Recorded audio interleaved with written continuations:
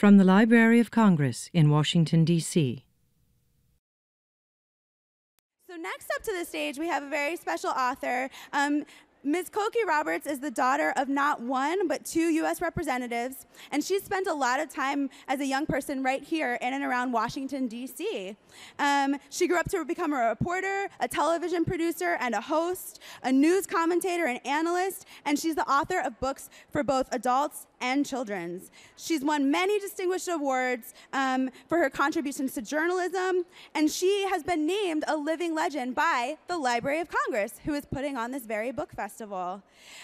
So you can meet Ms. Roberts and have a book signed from 2 to 3 p.m. in the book signing area across the hall here. Please give a warm round of applause to living legend Cokie Roberts.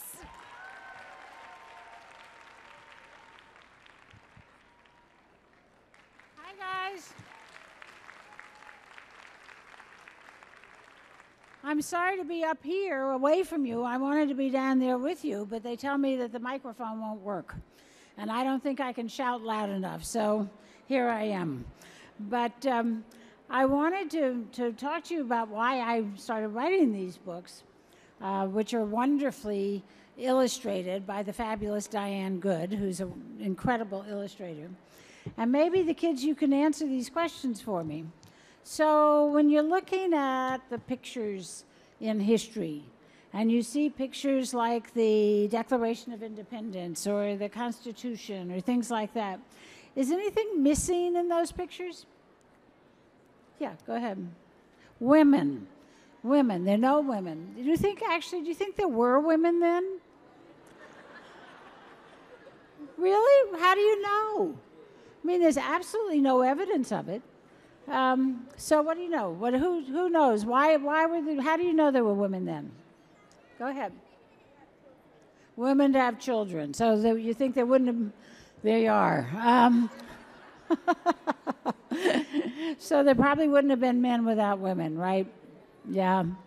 Well, I was really upset that we never had any reason to know that there were women in all of our history. They were left out of the stories. And of course, they were terribly important. And so I've written a bunch of books about them. And the first one of this period where we started the country, I wrote about people like Martha Washington. It's a book called Founding Mothers. Who was Martha Washington? Yeah, somebody else. Yeah, go ahead. She was George Washington's wife, right? Well, she was, but she was also very important.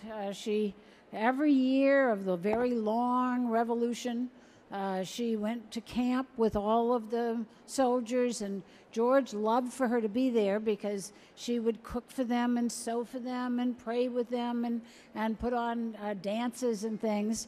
And so she was very important to the cause. And there were lots of other women in that period who were incredibly meaningful to the formation of the country. Can anybody tell me what Benjamin Franklin did? Anybody know? Let's see. Go ahead. No? Go ahead. He what?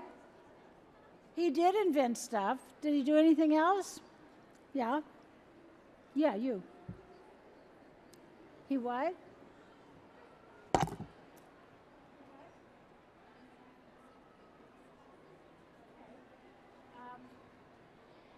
answer was that he supposedly, according to the young woman, discovered, as she put it, electricity. He did have the kite experiment and found about electricity. But one of the other things that he did was we always learn in our history books that he was the first postmaster general of the United States, before there was a United States. But the fact is, he wasn't here. He wasn't in this country. He was in England. And he was there for years and years and years. So his wife ran the post office. And she was very good about it. And she also ran all the businesses. And she didn't mind it. She was very good at it.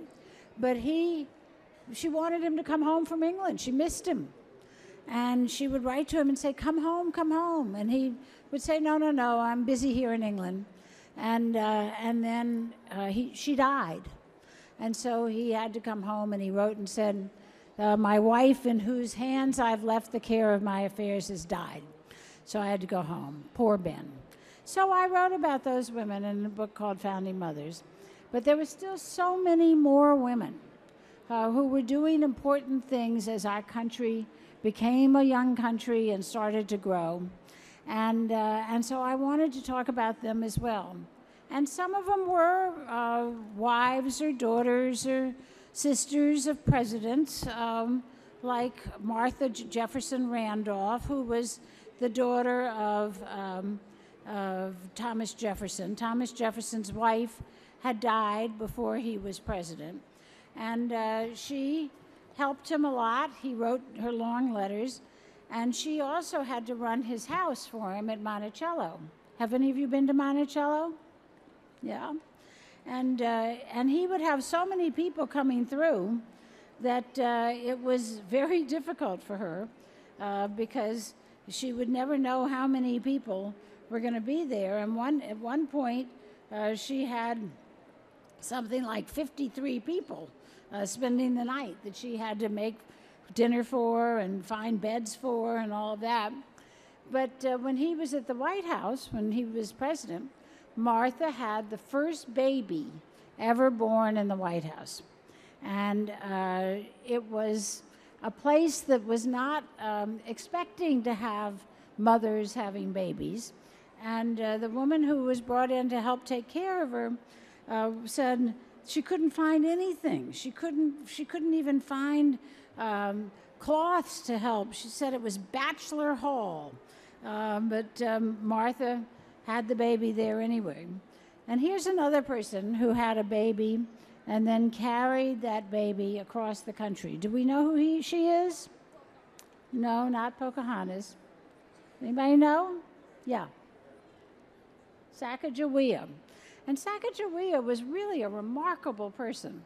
After Thomas Jefferson became president, he managed to buy a huge part of the country from the French and really doubled the size of the country. But he had no idea what he had bought. And so he asked a couple of guys named Lewis and Clark to have an expedition and go see what it was out there. And so they went to St. Louis, which was kind of as far west as anybody went, and they went up the river, and they found an Indian tribe that had a Frenchman who had married a young Indian woman, a girl really. She was probably about 15 years old. And he could translate for them, and she could translate some more from French to Native American languages. And before she left, though, on this big trip that was going to go all across the country, she was about to have a baby, even though she was just 15 years old. And so she had the baby, and as soon as she had the baby, off they went with crossing the country, and she had the baby on her back as she crossed the country. And it turned out that she was incredibly useful to Lewis and Clark. She would find all kinds of things for them to eat. She could find the way when nobody else knew where to go. At one point, their boats got swamped in the river, and she was able to find the provisions and get them back in the boat. And they said she was wonderful, and her husband was completely useless. He was no good at all. And then they reached the Indian reservation, well, it wasn't a reservation then, the Indian lands, which were her people. And she discovered that her brother had become the chief. And so she was able to work it out with him that he would give them horses, because they couldn't get across the Rocky Mountains, those great big mountains, without some horses. So they traded horses for some guns, and she was able to make that happen, and she got all the way across the country with them, and then all the way back with this baby getting bigger. And when they got back, William Clark said, that she had done incredible work and that she deserved a greater reward than she had been given. Well, that's true because she had been given zero, nothing. But he then did help raise her baby. So he did try to help her out. So she was a very important person in this period of time when the country was becoming a new country. Another person that I had not known about, who turned out to be a very influential person in her part of the country, was Lucy Terry Prince, who composed the first African-American poem. She didn't write it down. It was recited. People said it out loud for years and years and years, like 100 years before anybody wrote it down. But everybody remembered her because she was somebody who could really not just tell a story, but make an argument. And she went to court. She was a former slave. She was in New England, but she was somebody that everybody respected, and she was able to make the case for her sons to go to school and to really be known in the community, so much so that when she died, the newspapers wrote about her, which was highly, highly unusual for the newspapers to write about a woman at all, much less a woman of color. But she, when she died, the newspaper said, in this remarkable woman, there was an assemblage of qualities rarely to be found among her sex.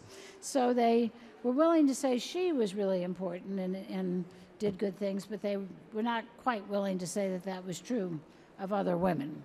But they were wrong, because there were women doing all kinds of things. There were women like Isabella Graham. Isabella Graham had come to this country from Scotland. She had a bunch of little children. Her husband died, and she was very poor.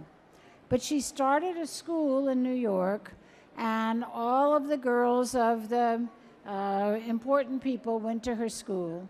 Martha Washington's granddaughter, Nellie Custis, went to her school.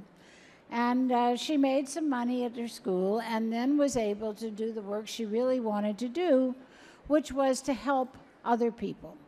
And so she worked with Eliza Hamilton. Does anybody know who Eliza Hamilton was? Yeah? She was Alexander Hamilton's wife. You all can probably sing the songs about her. But they worked to set up an orphanage, which was really something because women, married women, were not allowed to own any property at all. Their clothes on their bodies, the jewelry in their ears, everything belonged to their husbands. So they couldn't buy the land to have an orphanage. They made sure that it was an unmarried woman who represented them to do that. But then they had to go out and raise the money and take care of getting the legal rights to the orphanage, which meant going to the state lawmakers, the people who were making the laws, the legislature, and getting them to do what they needed to be done. This was all very public work, which nobody really expected women to be doing. But they did it because they understood that even though the country was a great country, and still is a great country, and it was growing and exciting, and people were moving west and able to do all kinds of new things, that there were some people who really weren't able to do that, and who were poor and who needed help. And that was particularly true of women and children. And so they started all kinds of organizations to help those women and children. And that's why I always say that they're the people who shaped our nation, because they're the people who really made it a better place for everyone to live. And there were a lot of women who were in that same situation.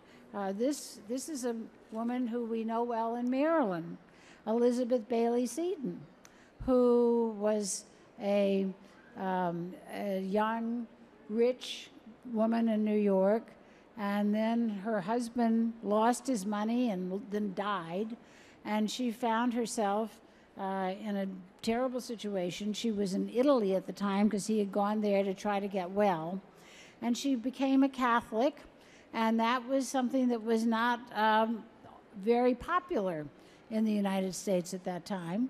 And so she had a hard time getting people to come to her school that she had tried to start so she could feed her family. But then she was invited to Maryland, where Catholics were better liked. And she became a religious woman, and she started schools in Maryland and really started the whole enterprise of having schools for Catholic children called parochial schools. She started that whole movement. But she also started orphanages and hospitals all around the country.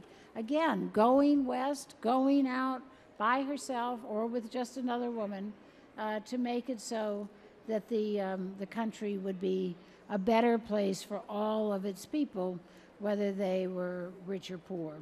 And Rebecca Gratz was a person who did the same thing.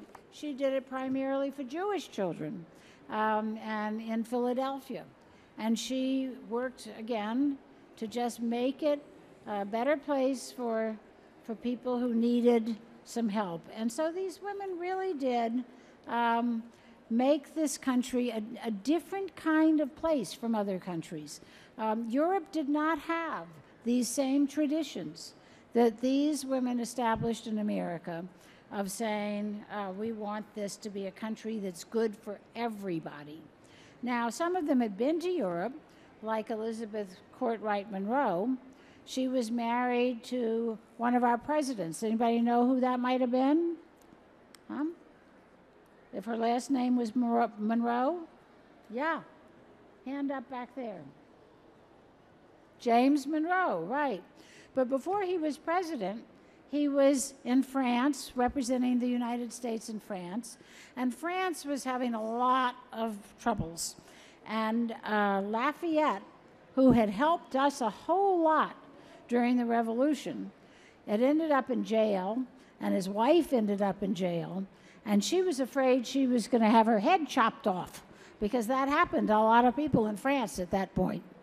And Elizabeth Monroe went to the prison and said, we Americans don't want that to happen to Mrs. Lafayette. And so she saved her life. And it was very, very brave, because they might have chopped off her head too. But they didn't. She was able to come home and be a first lady of the president. And then you have Louisa Catherine Adams. And she was the wife of who? Do you think she was the wife of? Go ahead. Well, she was, which John Adams? You know? She was the wife of John Quincy Adams. Who does anybody know the name of the wife of John Adams? Yeah. Abigail, that's right. And Abigail Adams was a wonderful character, and I write a lot about her in the other book. But this is her daughter-in-law, Louisa Catherine Adams. And her husband, John Quincy, was not a very easy person to get to like at all. And he could be very much a sourpuss. So she felt that it was really her job to get him elected president. And she would write letters back to her father-in-law, John Adams, and tell him about how she was the one who had to do it to get her husband elected president. And in the end, she did. But before he was president, he was the Americans' representative in Russia. And Russia was, as it is still, of course, very far away. But then, of course, you had to go by boat and then by carriage across Europe. It was very difficult. And they went with their 2-year-old son, Charles Francis Adams, who then later became famous himself.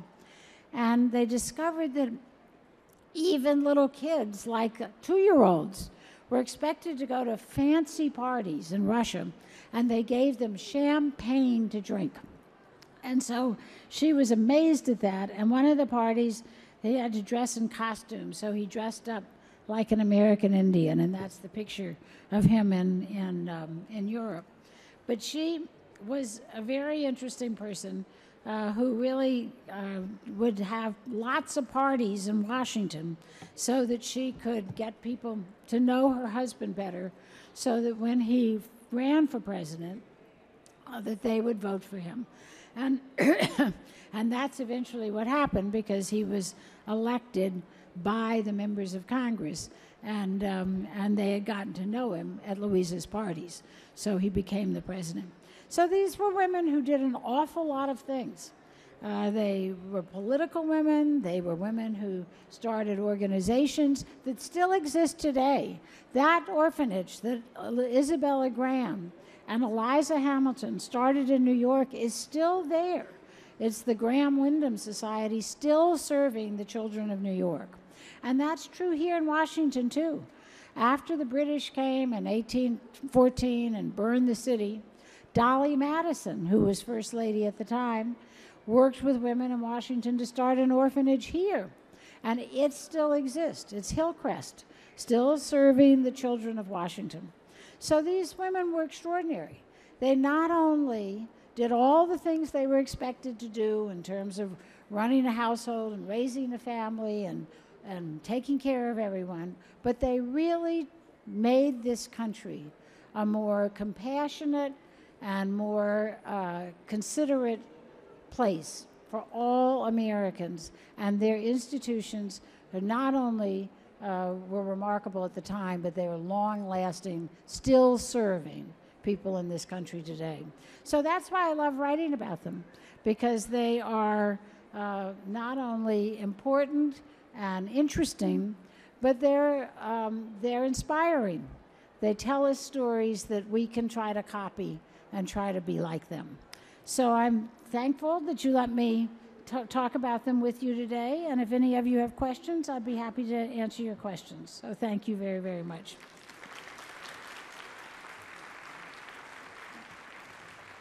Yes, you've had your hand up. You're going to have to scream.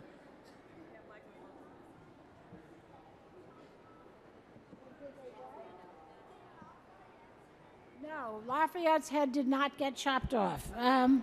Lafayette they sent to a prison in Austria, far away, but then he got out and he came to America, and there was a huge celebration for him.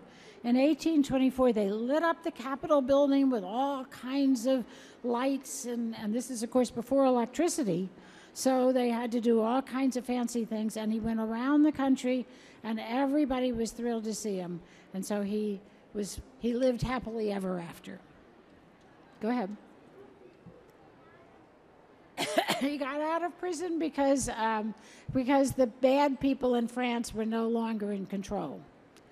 Different people had taken over. Why did Lafayette go to prison? Well, he went to prison because people who disagreed with him had taken over the government in France. Other questions? Yeah.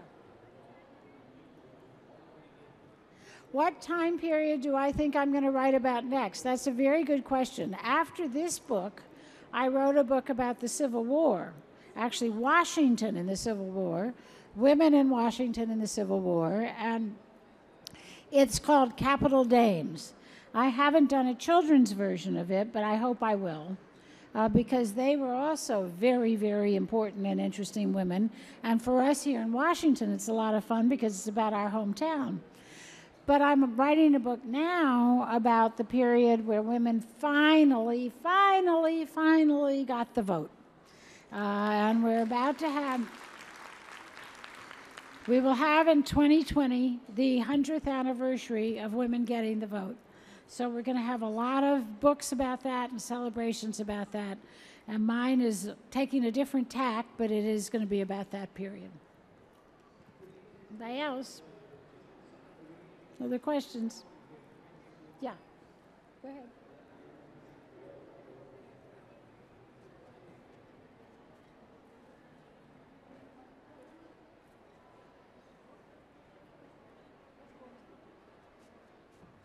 Question is, what woman in the book was my favorite?